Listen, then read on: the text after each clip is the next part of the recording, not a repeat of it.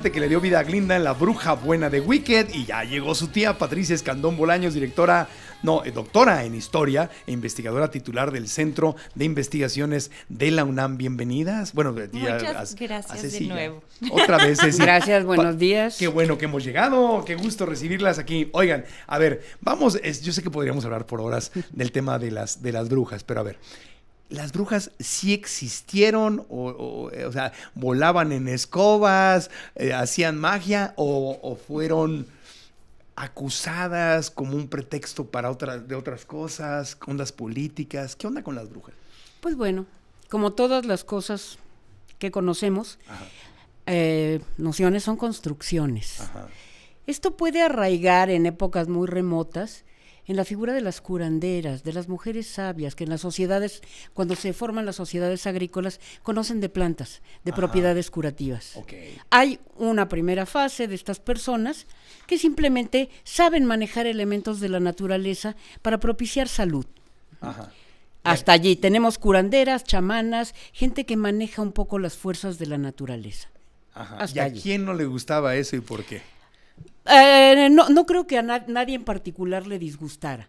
Pero ahora tenemos un problema y vamos a hablar de cultura judeocristiana, de estos pueblos monoteístas, que en principio esto que se conoce como el pueblo de Israel, y después de el nacimiento de Cristo y el surgimiento del cristianismo. Cristo no era cristiano, sus discípulos expanden esta fe. Pablo especialmente. Pablo fue el primer gran publicista del mundo, claro. en su pleito con Pedro. Ajá. Pedro solamente quería que el cristianismo fuera para el pueblo elegido, los judíos, y Pablo le dijo, no, es para todo mundo. Por eso mucho le dice el pablismo, al cristianismo le dicen, algunos dicen pues el en pablismo. realidad eso fue, insisto, fue el primer gran publicista que conoció el mundo, claro. Y finalmente logró expandir la fe cristiana por las fronteras del Imperio Romano, etcétera, etcétera. Y bueno, transcurre el tiempo y sin que dejen de existir estas mujeres que manejan herbolaria, etcétera, a medida que va avanzando el tiempo, transitamos a la Edad Media, pues hay una serie de cuestiones. Como bien sabemos, la historia medieval se caracteriza por un montón de... se publicita también mucho, ¿no? Las tragedias, los dramas, las epidemias, no sé qué. Y siempre ha habido hablillas entre la gente. Hablan de aquello de pueblo chico, infierno grande. Claro. ¿No? Y esta idea que se tiene sobre la mujer, que el pensamiento judeocristiano tiene de la mujer como un ser inferior, débil, susceptible a la manipulación y por tanto a la fuerza del mal, a las fuerzas del mal. La mujer. Que es en realidad el cristianismo el que desarrolla la idea del el mal personificado en la figura del demonio. Ajá. El demonio no aparece en los textos bíblicos, salvo creo que en dos ocasiones. Ni el infierno. Tienta a Jesús y no recuerdo en qué otro pasaje, pero son dos y muy pasajeros. Es el cristianismo medieval el que va desarrollando la idea de un mal personificado. El demonio. Y estamos en este escenario medieval europeo sujeto a guerras, epidemias, males, etcétera. Ajá. Y con esta idea de que las mujeres son criaturas inferiores, susceptibles, más débiles de ser manipuladas por el maligno. Como Eva desde el principio. Por supuesto. La que cae en la pero, tentación, o sea, este relato del Génesis pone a Eva no solamente como la débil, que cayó frente al acoso del demonio con la manzana o el fruto prohibido, sino además nació de la costilla de Adán. Claro. No se olvide. Eso la hace subordinada. Sí, Adán lo crea directamente Dios del barro, pero ella la saca de la costilla. La hicieron como asistente de Adán. Como que por ahí una cosa así, para ¿no? que complementara a Adán. Sí.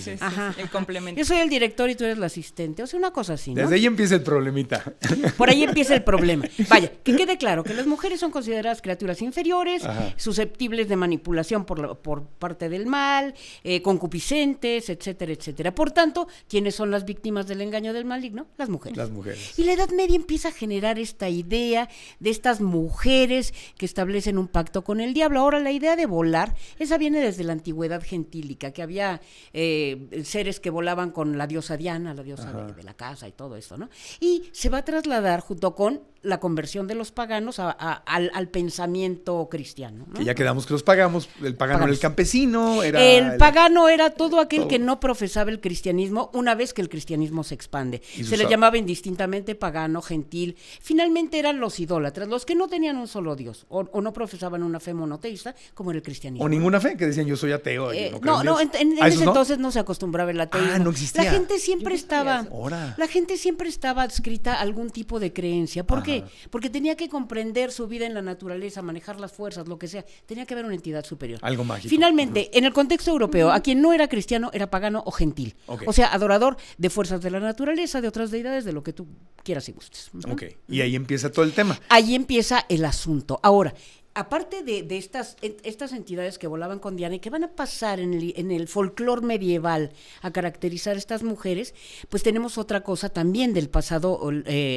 latino, greco-romano, la figura del dios Pan, el macho cabrío, que es una figura fuertemente sexualizada, relacionada con viva la vida, los excesos y lo que sea. Y eso también va a ser vinculado supuestamente con la idea de las brujas y del diablo, del maligno.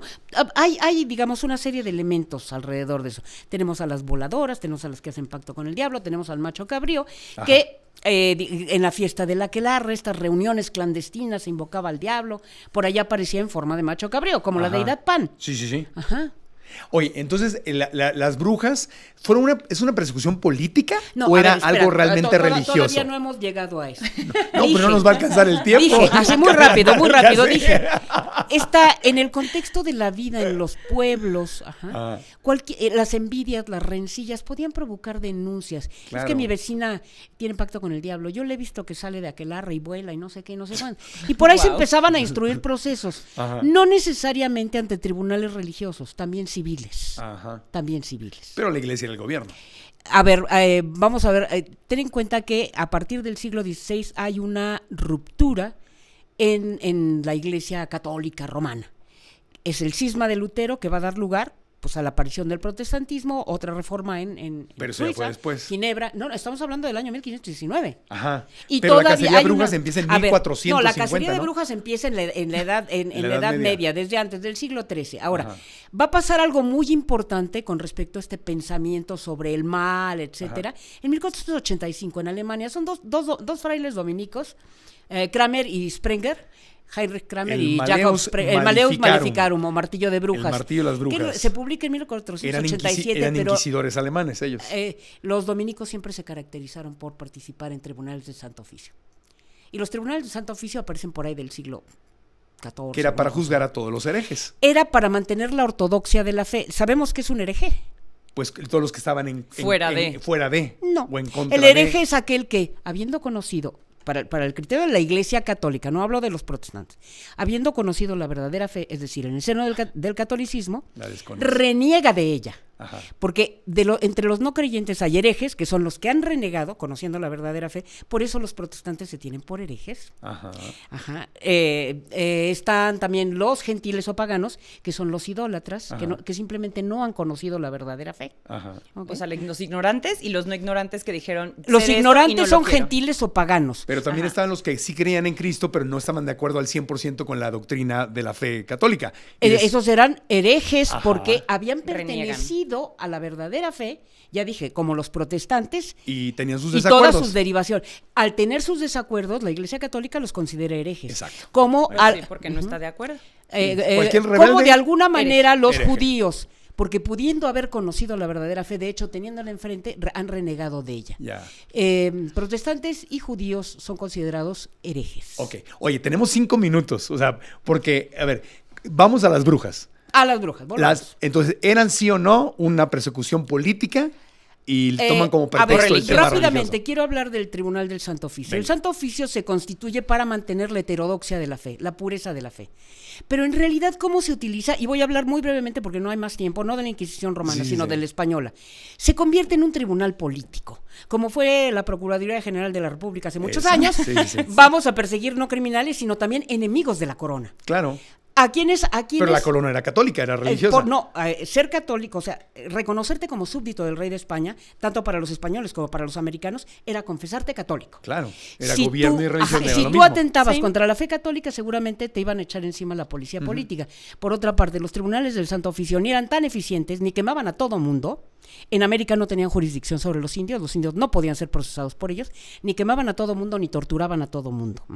Eran bastante ineficientes, era un tribunal corrupto, porque lo primero que hacía cuando te agarraban era decomisarte tus bienes y adivina dónde iban a dar. Ajá. Claro. Y luego, tú, para tener jurisdicción en el territorio, fuera en España, fuera en México, pues no tenían agentes. Tenían por ahí un comisionado, oye, que dicen que por allá, a ver si puedes y lo agarras, ¿no? Sí, lo fuerte de la cacería y la brujas y la tortura fue en Europa. Básicamente en Alemania, porque ya dije que eran alemanes los que publicaron el Malleus Maleficarum, se extendió a los Países Bajos, también en Francia, en menor medida en Inglaterra. España no estaba interesada en perseguir brujas, fueron poquísimas. No. Ese martillo de las brujas o el Malleus Maleficum, dice aquí que fue uno de los tratados más influyentes que detallaba cómo identificar, tenía 3 partes. Identificar, juzgar y castigar a las brujas. El texto ayudó a establecer una doctrina más sistemática sobre la brujería y justificó la tortura como un medio para obtener confesiones. Por supuesto. Correcto. Ok, ahí está. Entonces, este era el manualito. Tú eres bruja, te juzgo y te torturo y dime lo que quiero que me digas. Pero además era cómo entendían ese manual de brujería cada inquisidor o cada tribunal civil que se supone que perseguía brujas, ¿no? Aparte de lo que dijeran Kramer y Sprengen, era cómo leía el inquisidor eso. No, pues aquí decía una cosa, pero no, yo creo que no, yo creo que sí. Ajá. O sea, manipulando. Les buscaban, por ejemplo, la marca del diablo, que dice cualquier marca en el cuerpo que no sangrara o que fuera insensible era considerada una señal de brujería. Por ejemplo, un lunar. Una de tantas cosas, como se les pudo ocurrir lo que fuera, ¿no? Y además dividían en los diablos en incubos, en súcubos, tenían pacto con estos, tenían pacto con aquellos, o sea, era curioso, ¿no? Primero, ¿qué es la brujería? Luego, ¿quiénes son brujos o brujas? Y luego, ¿cómo se les castiga? Claro. A ver, ¿cierto o falso? Dice, durante los juicios de brujas, las personas eran sometidas a torturas brutales para obtener confesiones como el uso de la rueda, el águila de hierro y otras linduras europeas. Si nos queda claro que todo esto pasaba básicamente en el contexto europeo y descontemos a la península ibérica, absolutamente cierto. Diseñaban métodos de tortura. O sea, era un tema político, era un tema de dinero, era un tema sí, cualquier cosa que rompiera con la ortodoxia del catolicismo iba a ser sometido a eso. O sea, ahí entraban no solamente los herejes, judíos, también los que proponían que había que tirar a las monarquías. O sea, cualquier cosa que atentara contra la estabilidad de los órdenes monárquicos europeos era susceptible de ser procesado en tribunales del Santo Oficio o en tribunales civiles. Pero como la religión y el gobierno era lo mismo, entonces usaba el nombre de Cristo, si quieres la Biblia. Unir a la gente, tienes que ponerles un buen enemigo. Y yo creo que dijeron, un buen enemigo es el mal, y el mal aquí se ve como brujitas. A ver, entonces, para la época, para que quede claro, lo que era para las monarquías la fe, el cristianismo, es hoy para Estados Unidos el discurso de la democracia. ¿Les queda claro? Sí, es política, 100%. Ahí está. Por eso, en México, cuando se separa la iglesia del poder, pues fue, la verdad, una maravilla, ¿no? Porque nosotros aprendimos que la iglesia no debe estar en el poder, porque incluso se pierde toda la espiritualidad. Lo que hicieron los liberales no fue renunciar a la fe católica, fue decirle a la iglesia, tú ya no tienes poder político, te vas a casita. Oye, nos vamos de Telefórmula, se quedan con Maxine Goodside. ¿Quieren seguir la conversación? Vénganse a Grupo Fórmula en el canal de YouTube. Aquí vamos a seguir después de una pausita. En cualquier lugar del mundo pueden buscar Grupo Fórmula, Marco Antonio Regil en Fórmula en el canal de YouTube. Buscan la transmisión en vivo y aquí seguimos después de una pausa. Y Maxine Goodside en Telefórmula.